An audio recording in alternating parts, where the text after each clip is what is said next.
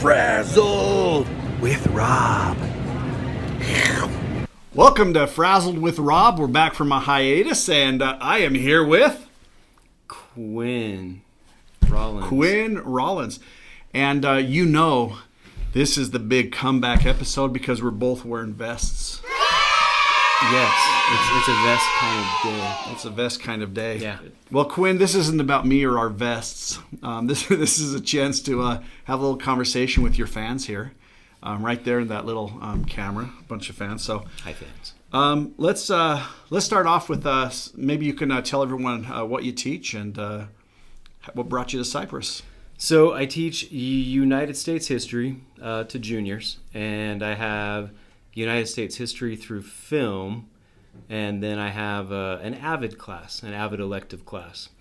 And I love Cyprus, and I had a district office gig for a while, and the door opened for me to leave there, and there were openings a few places, and Cyprus is the only place I applied. So Quinn, when you were in the district office, did you actually see Dementors, or did you just fill them? So, when people ask me what my job was, I say I was a district tool, and there are a lot there, and sometimes you would feel that creepy, dark feeling, but I got out. But you were on the other side, and sometimes people here think that people don't do anything there. But you probably could actually tell us a different story, that there's actually quite a few things, there's quite a bit that has to be done on that side, right? There's a lot that has to be done. And honestly, the whole time I was there, I respected the people I worked with. I respected the work we were doing. I think a district our size, you need that level of administration, but you also see the frustration kind of at every level across the district. So... Yeah, that's fair. So you're a history guy. Yes. You're also a Sesame Street guy. Yeah. I am a Sesame Street guy. Why are you a Sesame Street guy?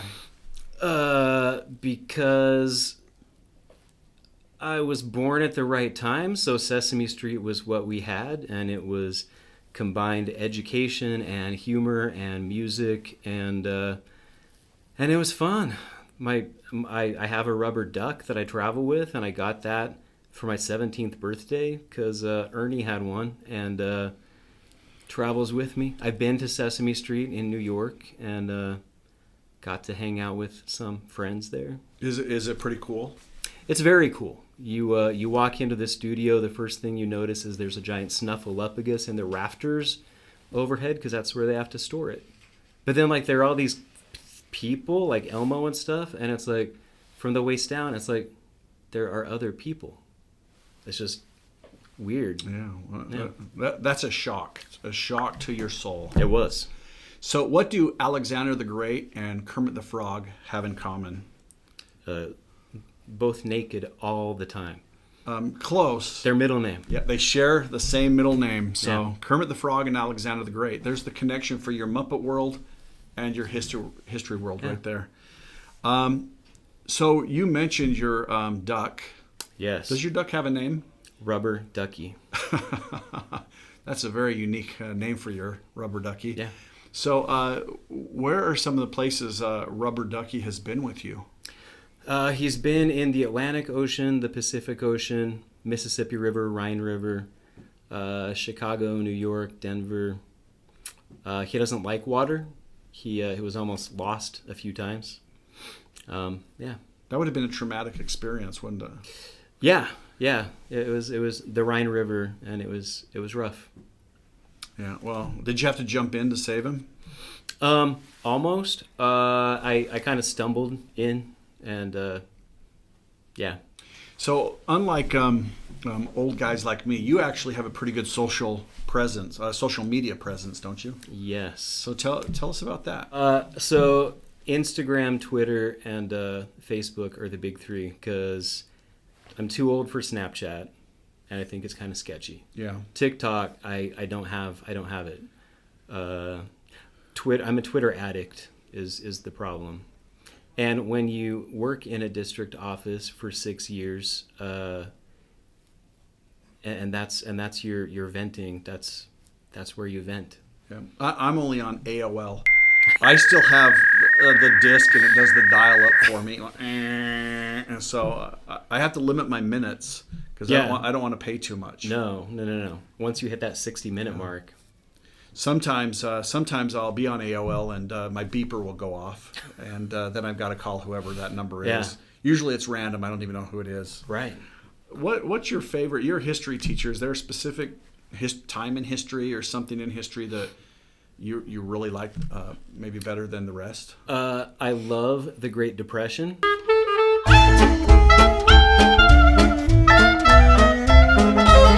I think it's underrated. It's sexy.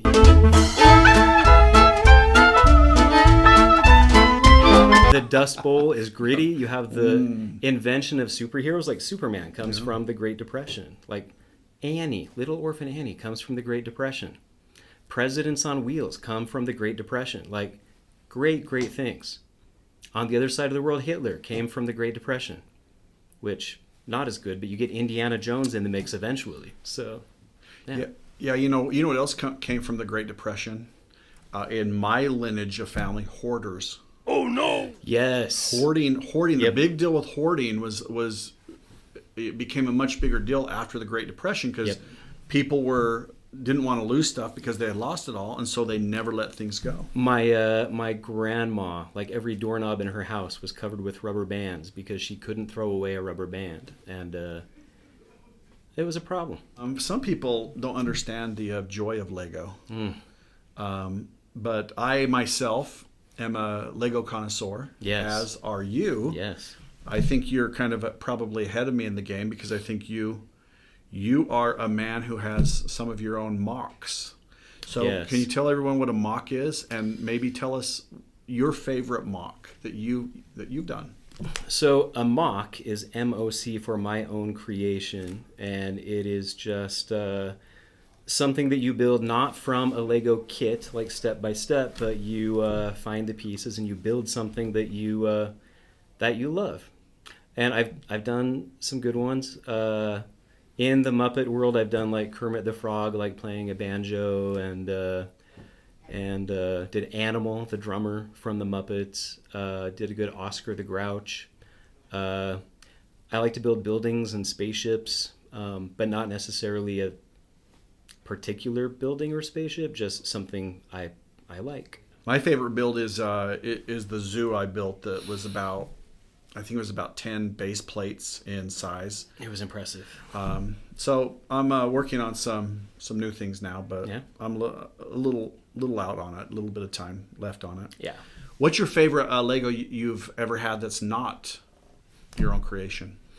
I'm a sucker for Star Wars Lego, the Millennium Falcon, not the gigantic one, which Benjamin Hopes bought, and then Ben Hopes. He has to try to show everybody. Sent me pictures of it while he was building it. It was offensive and gross. Very offensive. You know, when you don't have the seniority as a guy like Quinn, how dare you go into his world and take his Lego and his Star Wars. Just because you live in your mom's basement and you don't have bills to pay doesn't mean you can just... Can I put that on here? Yeah. Or do I need to edit that part out? You don't need to edit any of that. He knows what he did. Would this classify as bullying? A little bit. He had it coming. But he bullied you by sending that to you. That's kind of an in-your-face sort of thing. Jerk. And you wrote a book. I wrote a book. Play Like a Pirate. Engage students with toys, games, and comics. Available at Amazon and Barnes & Noble. Well, hey, this has been Fraziled with Rob and Quinn, and peace out.